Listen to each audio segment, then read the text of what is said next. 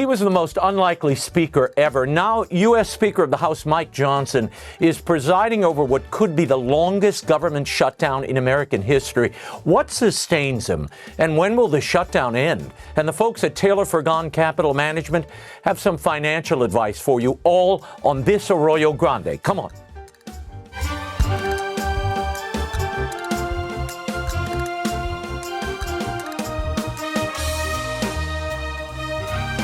I'm Raymond Arroyo. Welcome to Arroyo Grande. Go subscribe to the show now. Turn the notifications on so you know what's coming. And if you'd like to support the work of the show, visit RaymondArroyo.com. We really rely on you. Mike Johnson had only served a few terms in Congress when he was drafted, after weeks of drama, to become the 56th Speaker of the House of Representatives. Now Congress is locked in a government shutdown as he approaches an anniversary. I sat down with him at the Capitol to discuss what's driving the impasse and what grounds him in the chaos that is Congress. Watch this. This week is the 2-year anniversary of your speakership. It feels like 20, but yeah, 2 years, yes. Did you ever there were a series, this was 3 weeks of absolute chaos here. McCarthy, and then there was Steve Scalise and your friend Jim Jordan. No one could get the vote. Finally, Mike Johnson does it. What did you think when you finally got this vote? Well, I was trying to whip the votes for those other two guys who are dear friends and brothers of mine. It was not a job that I ever aspired to or expected to have, but at the end of that tumultuous process, we're getting at the end of 3 weeks, we were doing permanent damage to the country and the party. Honestly, prayerfully, I just felt like God impressed upon my heart that when I was nominated, I should step forward. By that time, many members have been coming to me to do it. So look, I'm a servant leader. I take no pride in any of this. I'm just trying to get the job done for the people. And I'm trying to make this a member-driven entity again, from the bottom up, not the top down. I've tried to diffuse the power of the speakership and really make it more member-driven. And I think people appreciate that, and they feel like they have a say in that. And that's exactly what the founders intended. How did you prepare in that moment? Once you were voted in, you had to do some soul searching. I mean, we all have these moments where you're kind of called to something you didn't expect you were ever going to be called to. Yes, and when that happens, you realize you're at the limit of your own ability, and you have to rely upon God's power, right? And it's bigger than us. And I've talked about this with President Trump. I mean, we talk about spiritual matters often, and I say, the challenges we face are bigger than even you individually, sir, and all of us collectively. We need divine guidance, and we do well when we seek that, and God's responsive to it. This president has brought peace to the Middle East. He settled 7 international conflicts. There are others in his crosshairs, but he can't break the gridlock on Capitol Hill. What will it take? You were in those meetings with Jeffries and Schumer. Give me a sense of that inner dynamic, if you would. Well, I can tell you that the president was showing real leadership. He brought us all in. He likes to hear the sides of the various arguments, but Schumer and Jeffries couldn't articulate any particular point. They still can't even today, and we're now on day 16 of the shutdown. So they haven't given you an ask. They haven't said, this is what we need if we're going to vote even for a continuing resolution. Exactly. And that ridiculous $1.5 trillion counter proposal that they filed is the offer on the table. And it is patently absurd, and everybody knows that. So they don't seem to be in good faith even trying to get out of this scenario. And I have nothing left to give. We did not load up the continuing resolution, the stopgap funding measure that we passed out of the House September 19th. We didn't put any of our Republican priorities or policy writers on it at all. So there's nothing I can go and take off of that to make it more palatable for Chuck Schumer and Hakeem Jeffries. They just have to do the right thing, the common sense thing, the thing they've done every time in the past until now. This could well be the longest shutdown in history. How long do you think we're looking at here? What will break the dam here? I wish I could tell you that. I hope it breaks soon. That's our prayer, because this is exacting real pain on real people. And every morning in the press conference, we come out and explain and go through the litany of pains that are being felt by real people. The Democrats in the Senate are playing politics right now for their own political fortunes. And only they can answer when the end will come. I hope it's soon. Well, they claim these COVID-era Obamacare subsidies need to be replenished. Now, they couldn't pass this, because I remember this vote. They couldn't pass it when they had the opportunity and they had the House and Senate.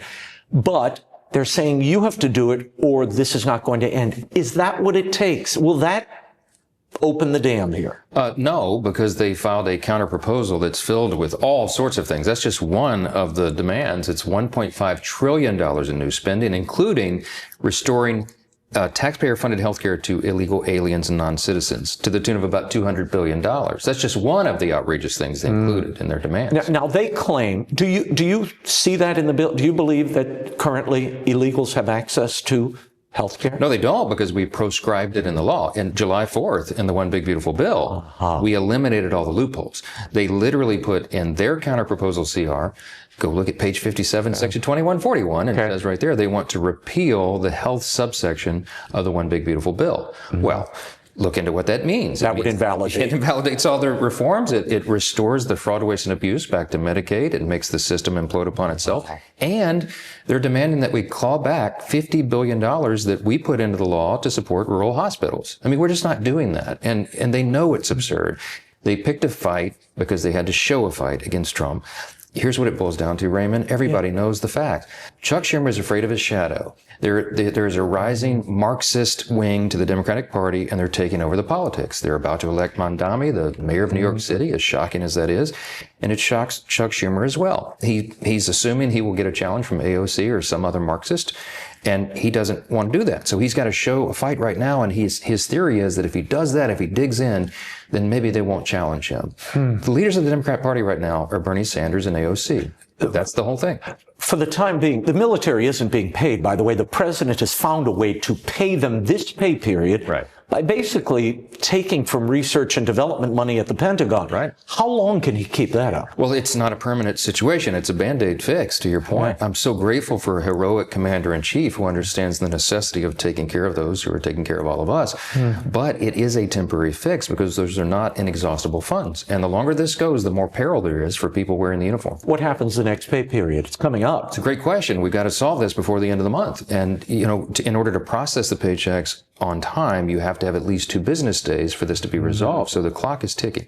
Everybody knows they're having a Hate America rally on Saturday. They call it the No Kings. We call it what it really is. And watch for the video. There'll be Antifa and BLM and, you know, Marxist and the pro-Hamas wing. They'll all be out there.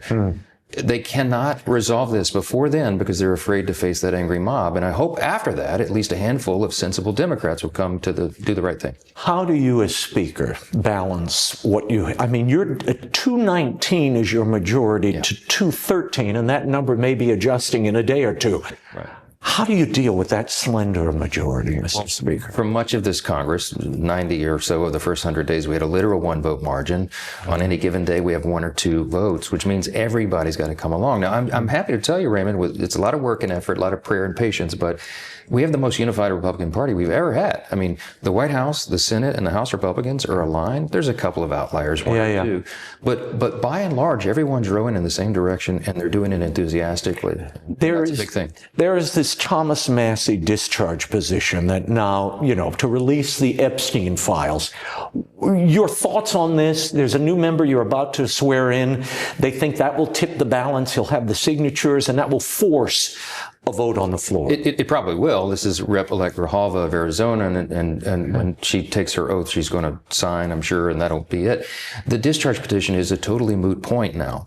Why do we say that? Because the House Oversight Committee is dug in deeply on this. Some of the biggest bulldogs in Congress, Republicans and Democrats, working together to comb through the Epstein files and release them publicly. So 34,000 documents have been released, more are on the way. While the government is shut down, the House Oversight Committee's attorneys have been in New York, spending a lot of time going through the Epstein estate files, not even anticipating the discharge petition.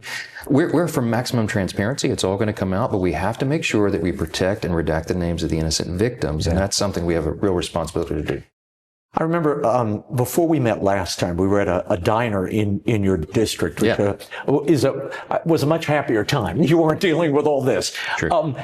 But at that time, I remember reading about your dad, Pat Johnson. Tell me about him. I know he was a firefighter, burned in the line of duty during training. What did you learn from him, and what of that lesson do you carry with you now? Well, my dad was a training officer, and he led the hazmat team. And in 1984, when I was 12 years old, they were capping an anhydrous ammonia leak in a cold storage facility, and a big emergency, and the building exploded, and he got burned 80% of his body, third-degree burns. So he was permanently disabled after that, severely burned. And my whole aspiration in life was to be the chief of the Shreveport Fire Department in my corner of Northwest Louisiana, because I was so enthralled with the fraternity of the fire service, and I grew up at the training academy where my dad worked. But you know, that was a change of course in my life. I might well have done that, and maybe that would have been my highest calling, Raymond. But here I am now, trying to put out different kinds of fires. You know. Yeah. But what it taught me when I was young, I was the oldest of 4 kids and had to take on a lot of responsibility at the time. I was 12. But it taught me the importance of faith, and that God is real and active. He spared my dad's life. He gave us another 3 decades with him. He passed away tragically 3 days before I got elected to Congress. And I often think, my, I wish he was here and could see all this. But in some ways, I think he is one. He is, you bet. And his spirit continues in you through all of this. You have a covenant marriage, which is a law that you labored to have passed in the Louisiana state legislature. Yeah. Why a covenant marriage? And people often comment, even your staff, about how close you and Kelly are and how you brighten when she walks through the halls. Yeah, I'm married way out of my league, Raymond. You've met Kelly. She's a great lady, and we're partners in this, and she's my closest advisor and the person I trust the most. And 26 years ago, when we got married, it was a brand new law. Tony Perkins, who now is the president of the Family Research Council, authored the law. He's a young state legislator. And in Louisiana and a few other states, there's an option. You can do conventional marriage or covenant marriage, and legally the difference is it's closer to the way the Bible designed it. And you have to do premarital counseling before you get married to just have out the discussions that you should, and then you commit. If your marriage gets in trouble, you have to do counseling again, and you have to live separate and apart for 2 years instead of 180 days, as in most default statutes. So it's really a symbolic thing, that a commitment you make to your spouse that this is real. It's not a transitory thing, and you regard it as a covenant between you and your spouse and God. That's the way we see it. You spent a lot of your early career as a lawyer defending religious liberty cases, and there are ICE deportations, as you know, underway all across the country. Yep. Some religious leaders are saying ICE is targeting churches. They're surrounding churches or near them. Do you see this as a possible infringement on the religious liberty of people? That's actually the first I've heard of that. I'm not certain it's true. I mean, there's a lot of unfounded allegations that are stated about ICE right now. But we do jealously regard religious freedom in this country, always have. It's deeply embedded in the history and tradition of the country, and we do well to stand by that. Yeah. Okay. I have some questions I ask everybody on this show. Who's the person you most admire? Living or deceased? Can be either. Up to you. I mean, in politics, I mean, you would say Jesus, of course, but let's set that aside. Pretty good one. I mean, that's the obvious. I mean, Ronald Reagan was a happy warrior. I still think of him often. President Trump put Reagan's portrait prominently placed right behind the Resolute desk, and it's in all the shots. And I think we all admire him for the way he handled the job and the way he did it. And he was in the addition business in politics, understood that. Brought a lot of people into the party, not unlike President Trump. Yeah. And I can tell you, I have great admiration for our current president as well. He's one of a kind. I spent a lot of time with him. There'll never be another one like him. And his record of accomplishment is astounding. What's the best piece of advice you ever received? What is popular isn't always right, and what is right isn't always popular. Yeah. Somebody told me that when I was in 7th grade, and I never forgot it. It's pretty good advice. Yeah. What does Mike Johnson know that others don't know? I don't know. I don't profess to be the wisest man. I know a lot of things about Congress and its operation that I didn't know before, but what I try to operate under is biblical principle. I know it sounds trite, but if you practice the promises and the commands of Scripture, it turns out well in the end. And I have ultimate faith and trust in that, and that's what guides us through. What's your biggest regret in these last 2 years as Speaker? Is there one? I don't know. I'd have to think about that. I really don't. I don't sit around and ponder what's happened behind us. I look forward. I have to, you know. And that's another biblical admonition. You be faithful in the little thing before you today, and you trust God with the rest. And I'm sure there's lots of regrets. I've made lots of mistakes, but in my defense, I came to the job unwittingly. Right? I didn't plan or train for this thing. So I don't know. History will record. What would you be doing if you weren't doing this? I'd probably be practicing law still, doing religious liberty litigation. I enjoyed that work a lot. It was rewarding, but I'd be spending a lot more time with my family, I can tell you that. They're all involved, and we've got them kind of collected here on Capitol Hill a lot of the time, our kids, and they feel a part of this, and that's important to me. What's the word you cannot live without? The word I cannot live without. Keep it clean, Mike. Constitution. How about that? Constitution. Oh, boy, was that a good save? Yeah, there you go. What happens when this is over? I don't know. I don't spend a lot of time contemplating that. I mean, again, I got to be faithful to what's before me today. I'm in crisis management mode every hour of every day. I've been in fifth gear constantly since October of 2023 when they handed me the gavel. We're in perilous, unprecedented times, but I'm absolutely convinced that God has a plan for America and He's given us another chance. And I'm just trying to be faithful in that responsibility every day. And I don't worry about tomorrow. Today has enough trouble of its own. What do you fear most about the country, and what gives you the greatest hope? And I'll end there. The greatest concern I have about the future is that we have rising adversaries in the world, and there is a march for Marxism and the jihadi kind of theology and ideology, very dangerous times. But the thing that gives me hope is that I sense and I feel that we are having a resurgence of not just common sense, but faith as well. And as you know, and you've discussed it, I mean, the statistics prove what we know intuitively. There is a resurgence of Christian faith in particular, and especially in the next generation. And I'm just deeply, greatly encouraged by that. And I believe our best days are ahead of us. I really do. Mr. Speaker, thank you for the time. Thank you, my friend. Thank you. Good to see you. Great to see you. We want to thank Speaker Mike Johnson for the time and his staff for helping us arrange that. And with markets wildly fluctuating through all of this, where is the best place to invest your money now? And what about those who want investments that reflect their deepest held values? Together, Karen and Gerry Frigon have built a company, Taylor Frigon Capital Management, that actively manages portfolios in the public and private markets while prioritizing faith, family, and long-term stewardship. Would you welcome Karen and Gerry Frigon? Thank you both for being here. Together, you all really have built an important mission through your company, Taylor Frigon, which is an investment firm, and it actively manages portfolios in both the public and the private markets. And specifically, I know you designed them to prioritize faith and family and long-term stewardship. Gerry, you began your early career coming up through the ranks of Merrill Lynch. Tell me about that. How did that prepare you for this? Well, I would say, first off, I spent 10 years too long there. I should have done this sooner. But nonetheless, it was really a great training ground for learning just the business in general of investments and markets and the economy, and gave me the ability to build a business of clients, a book of clients that then ultimately was the seed, if you will, for Taylor Frigon Capital. 21 years of doing that, and it gave me some good insights on how to approach managing portfolios for clients. I would say more so though because of my experience with mentorship from actually Karen's father, Dick Taylor, who was one of the original portfolio managers back with T. Rowe Price in Baltimore in the 60s and 70s, and was my mentor through the years, even though we never put our businesses together. While I was at Merrill, and he realized that with 6 kids and Karen being the youngest of 5 girls and 1 boy, after 5 years of marriage, I think he figured out that I was actually in a similar business. And from there on, we became super close. At the end of his life in 2004, he died relatively young at 70. We had been talking together almost every day for 15 years. And that really was the basis for my learning the business.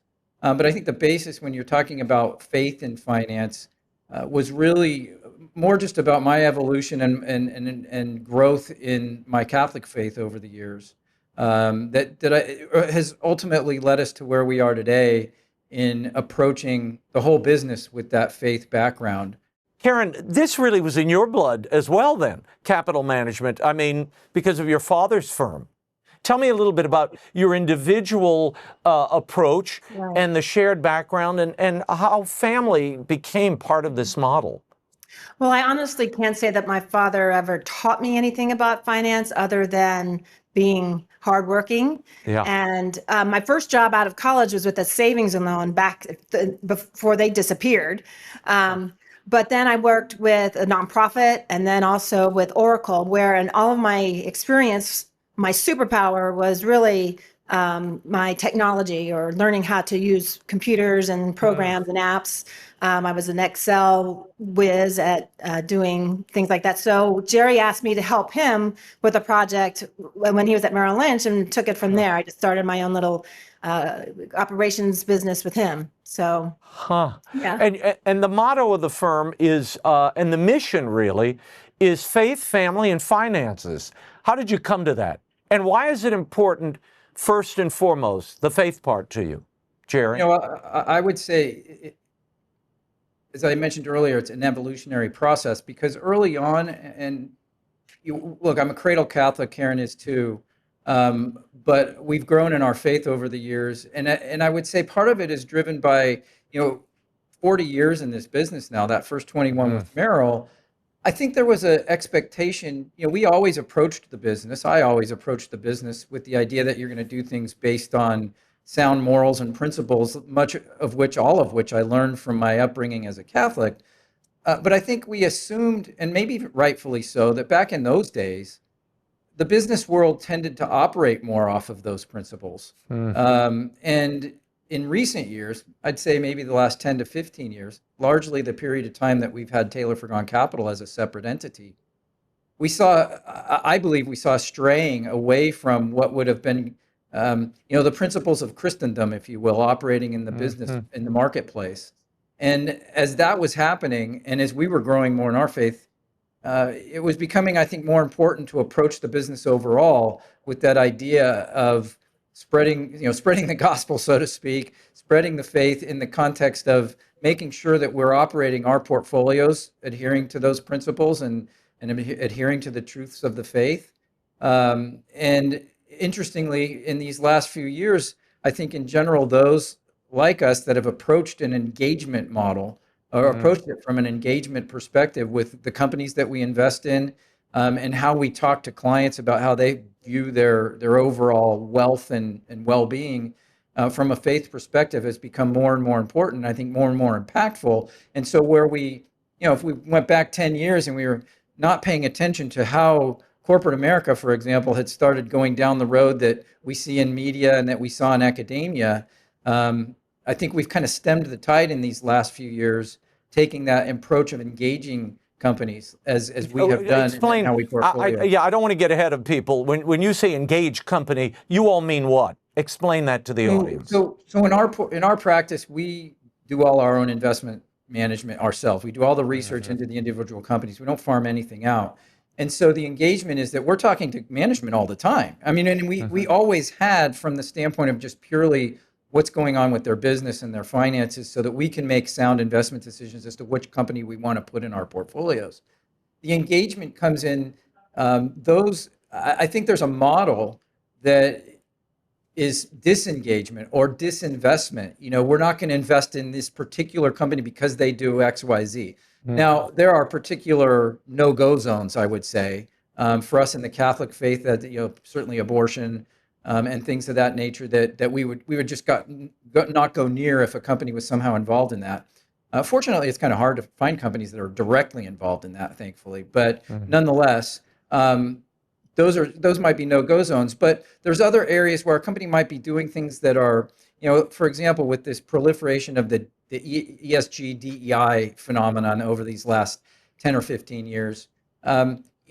We found it better to engage with these companies and kind of point out where they might be doing things that just don't make sense, not only from a faith standpoint, but even from a legal standpoint, as it turned out with these DEI programs, which we're essentially breaking the civil rights laws. So that's what we mean by engagement, is we have access to talking to these companies because we do the individual research on companies ourselves, because we are managing our portfolios ourselves, obviously both public and private companies. And so that's where we think we can have the most impact. Right. And Karen, how do you help your clients realize this notion of contributing to the common good, that it's not just investing money and looking for a return, but that there's good being done vis-a-vis this company or the actions that they bring into society. Well, everybody wants to be able to feel good about where their money goes. But more than that, you want to be able to feel stable in their finances. The biggest issue that affects families is finances, good or bad, right? So as long as they're Catholic faith and they can follow that with, whether it's through philanthropy or through making sure that their children are guided in the right way. So we have, legacy. We deal with, clients who have children and grandchildren. And if you need to teach them how to manage finances, number one, but also, the principles behind it, basic capitalism, or, taking care of your family. It's all about, first and foremost, subsidiarity. You got to take care of your family first and, do it in a moral and Catholic guidance. How do you teach them? How do you teach young people, particularly children? I think the best way, Raymond, to do that Example. is by example. Yeah, I think she took the words right out of my mouth. We don't hang out together very much. By example. And I would also add to what Karen said about how do you do this? Yeah. The system that we live in functions well when it's adhering to those Christian principles that have been proven throughout the millennia.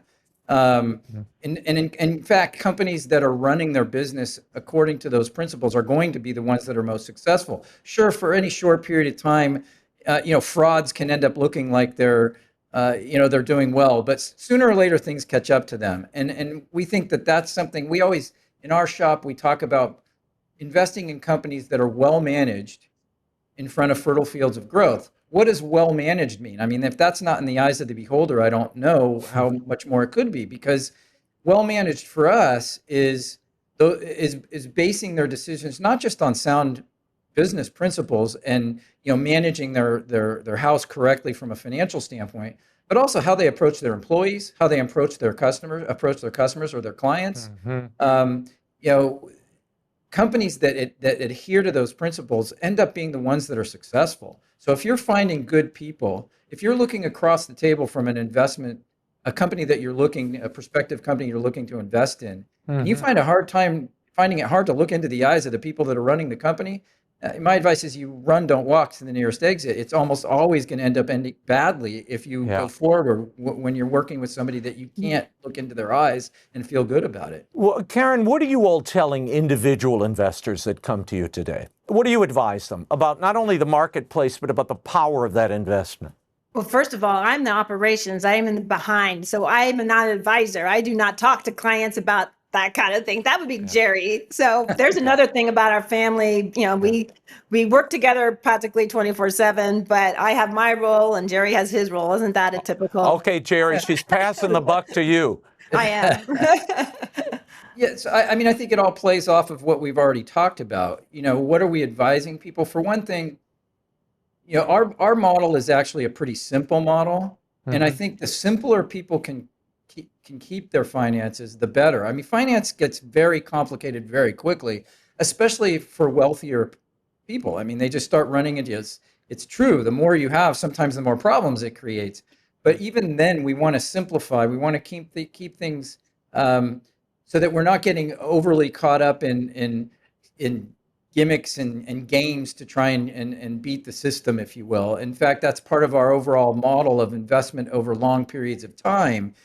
The most important thing we can tell clients is, look, we adhere to those principles that we talked about, but then when it comes to the actual implementation and in the investments themselves, we believe it's really important to ride through multiple market and economic cycles and be able to sustain yourself mentally when things are difficult and know that what you're really investing in, we talk about it, we're investing in the business, we're not trading in the public markets. That's maybe pure in the private markets, because in the private markets, they don't trade every day. If you're buying a company that's private, it doesn't trade any day. So it's a little purer. You can make that long-term argument.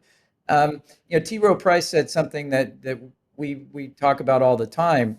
The great fortunes in this country were made by men that held they're held positions in companies for generations in some cases, right? Mm-hmm. So we look at investment and the planning that goes along with it as a multi-generational process. And I think if people looked at investment that way instead of like this quick, get rich type thing, I think we'd all be better off. And I would say that the industry has very much contributed to that problem, in that we preach long term, but then we sell things to people that are very short term oriented. So that's a problem. I will also add, as far as the operations perspective and the client, that many times clients have thanked us for simplifying, back to that, being able to simplify. If they've had accounts at 4, 5, 6 different places and have, hundreds, if not thousands of different mutual funds and investments, that, we can help them simplify, and it causes so much less stress, and they can, trust that their finances are in good hands, that they don't have to think about it. Okay, here's the tough question for both of you. Crypto. I keep hearing everybody I know, young people, middle-aged people, they're dumping their money into crypto. Is this a wise investment, Gerry? I think that it is, in the context of the broader picture of what crypto or blockchain technology is trying to do. It is a decentralization. So Karen mentioned the word subsidiarity earlier. Where was Bitcoin born? It was born in 2009, which is in the wake of this big scandal and crisis of the financial markets, the financial world, where what I would say is an extraordinarily and dangerous level of financial engineering took place. And Bitcoin was a means to try and get away from what is, I'm getting a little more technical here, into the weeds, but fiat money, which is what all of the major central banks of the world print, is money that's not tied to anything. The concept of Bitcoin was to separate away from those centralized bureaucratic authorities. And look at what's happened. I mean, Bitcoin versus the dollar over these 16 years since it's been in existence has been just off the charts favorable. Can people get caught up in, again, the short-term trading mentality? Absolutely. And that's a danger. And that's something that you have to be super careful about. But I think as this market evolves, as this concept evolves, Bitcoin was just the beginning. Now we're seeing, the second version with the likes of Ethereum and Solana and these platforms that are being used. That is going to be very important for a further decentralization and privacy aspect of various different industries, in finance, in real estate, just basic transactions being done on a blockchain, which ensures more security in the long run. So yeah, I think overall it's a good thing, but one must be careful to not get caught up into the trading. Well, I am stunned. Karen, I'm kind of surprised that Gerry's advocating this. It's not based on anything. I thought a moment ago you were saying you're investing in the company. Well, that's a tangible asset. You can see the people, you can see the spreadsheet, you know what's coming. Bitcoin is basically investing in pixie dust, isn't it? Well, a lot of what Gerry is investing in is the companies that support the systems. So the technology that supports the system. I guess my pushback on that, Raymond, would be, what are you investing in when you buy a dollar? Well, I'm not investing in the dollar. I'm investing in a company. The dollar is the transit. Right. By holding dollars, you're holding what is essentially a currency that's an IOU nothing, right? Mm-hmm. And it's manipulated and controlled by a centralized bureaucracy. Well, it's reliant on the government, right? Protecting that asset, or giving credibility to that asset. And it's a naturally inflating asset because they can print anything they want. The concept of Bitcoin as a monetary alternative and a store of value, think of it like this. Yes, you can hold gold in your hands and nice and shiny and what have you, but for all practical purposes other than that, unless you want to make jewelry, it's kind of not very useful. Bitcoin is like digital gold, okay? But more important than just digital gold and Bitcoin is what's coming from the technology of the blockchain itself and the ability to be able to have these secure transactions generated on this chain of transactions. That's all a blockchain is it's a functional ledger, a digital ledger, if you will, of transactions that can be proven. and offer a level of security and privacy that we have a hard time getting nowadays. Yeah. I want to shift gears and talk about the research. You talked about that a moment ago. The research that you expend really investigating these investments. What are you looking for? Are you looking for principles that will align with an investor? And why is that so important to people, or why should it be? So I think going back to our motto of well-managed companies in front of fertile fields of growth, I mean, first and foremost, we are here to make money for people in an ethical way, right? And I think what you end up with companies that are being innovative and are being creative in how they grow and run their business, what you end up with is companies that end up being very successful and end up making good money.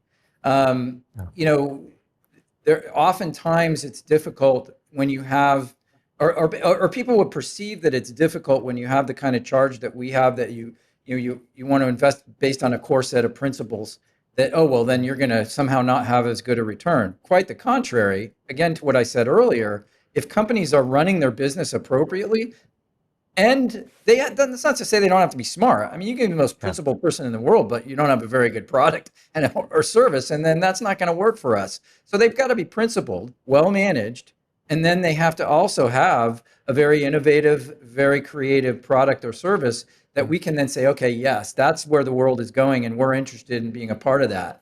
Yeah. Karen, you all have been very innovative as far as engaging the media. You have a Substack blog, your podcast, The Long Only podcast, has been quoted in Forbes Finance and TD Ameritrade, Business Insider.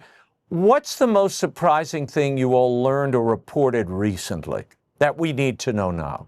Well, to be honest, Gerry and I are the old school here, right? We brought on our son to join our family business, right?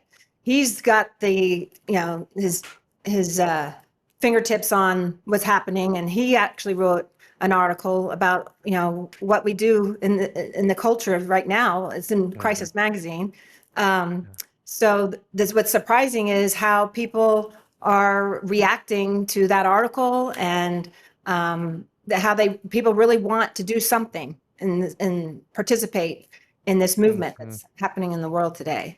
But yeah, the long only podcast refers to the fact that, we long-term investments, but we're also here for the long haul to heaven, right? We all want to get to the heaven. That's the long trip. So, I don't know. Gerry, do you have anything you want to add to that? Kind of what's important nowadays, or what's the hot button. You can't not talk about AI and right. Yeah, there was a whole series on that. And we've actually published a number of what we call narratives, one of which I think is particularly special on the AI thing.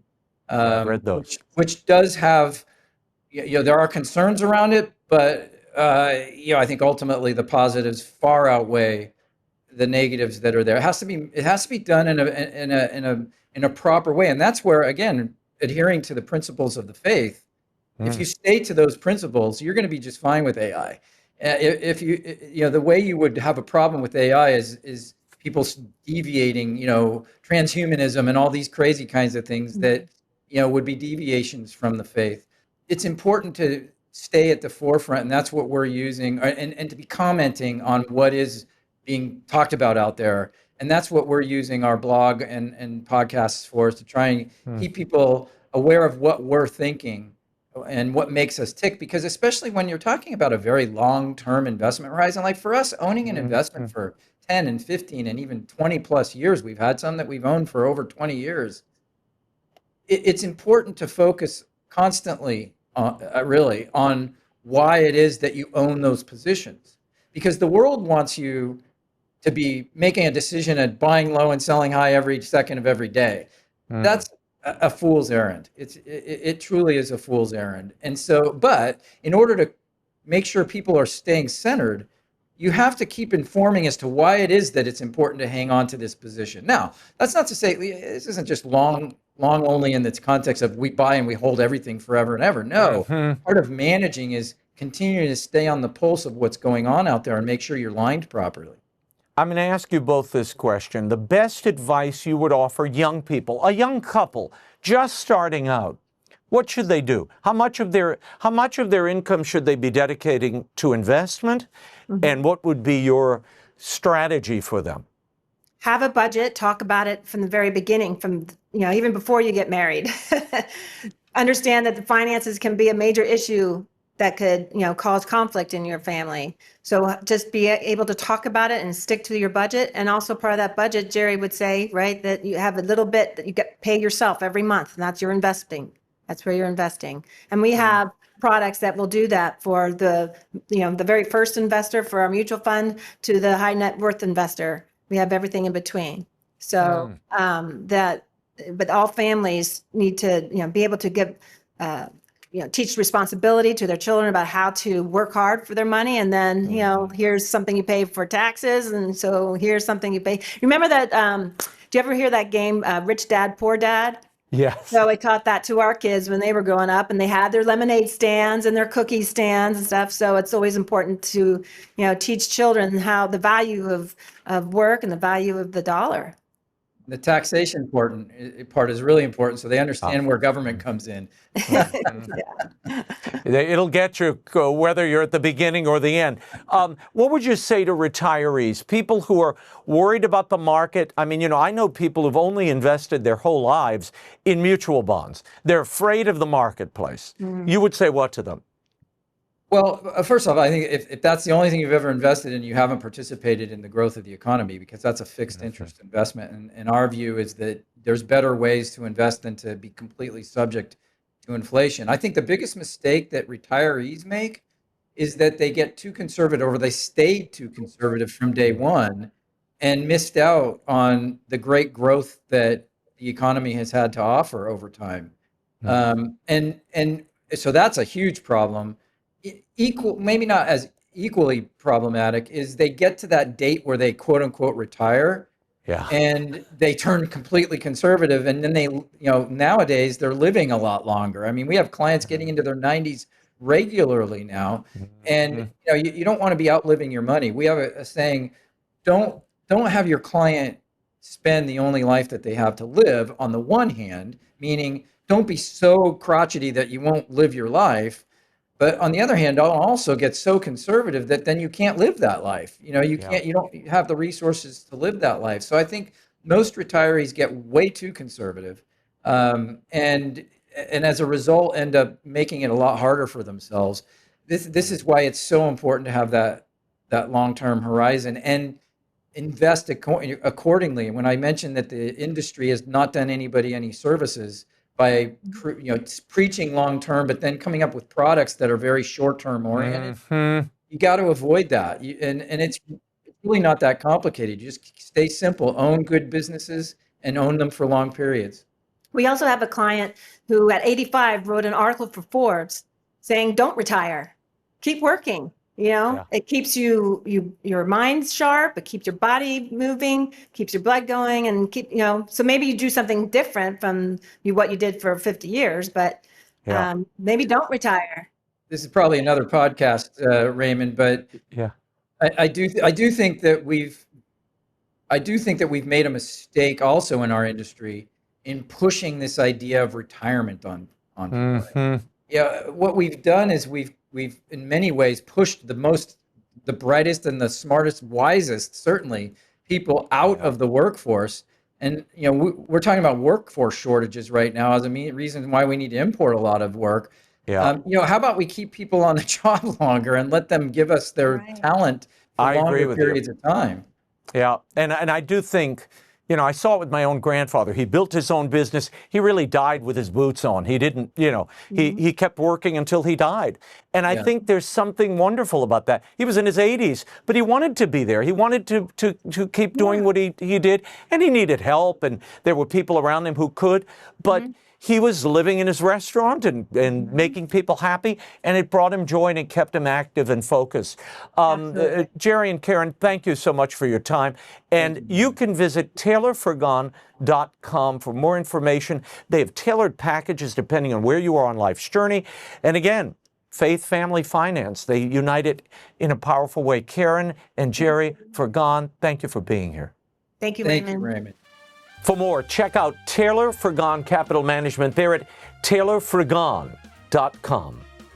And I hope you'll come back soon to the Arroyo Grande Show. Why live a dry, constricted life when if you fill it with good things, it can flow into a broad, thriving Arroyo Grande?